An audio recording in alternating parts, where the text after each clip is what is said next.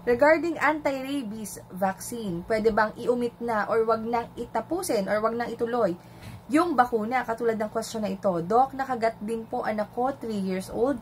Naka 14 day na po, buhay pa naman yung aso. Okay lang po ba na di na ituloy yung 4th dose niya? Iyak po ng iyak at nagwawala pag tinuturukan.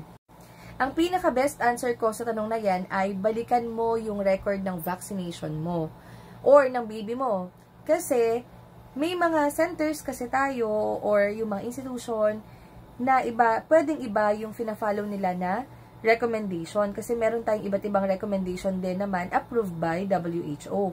And kailangan mo din matingnan kung ano ba ang klase ng injection na ginagawa. Is it intradermal or intramuscular? Kasi tulad dito, intradermal schedule. Pwedeng ang gawin nila is day 0, day 3, day 7, and day 28. Kapag ito yung sinunod at intradermal ang schedule, pwede mong i-omit yung 28, yung day 28, especially kapag ang aso or yung pusa ay wala namang symptoms after 14 days. Meron din naman tayong sinusunod, tulad nitong isa na day 0, day 3, day 7. At meron din tayong intramuscular, yun talaga yung ibinaon yung bakuna hanggang muscle. So, ito yung mga schedule nila. So, maganda, mabalikan mo yung record mo.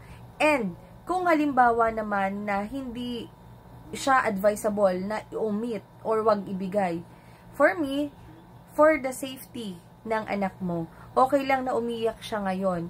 Okay lang na magwala siya ngayon. Basta safe ang ating anak. Kesa, nasa huli ang pagsisisi. So, sana nakatulong, ingat at bawal magkasakit.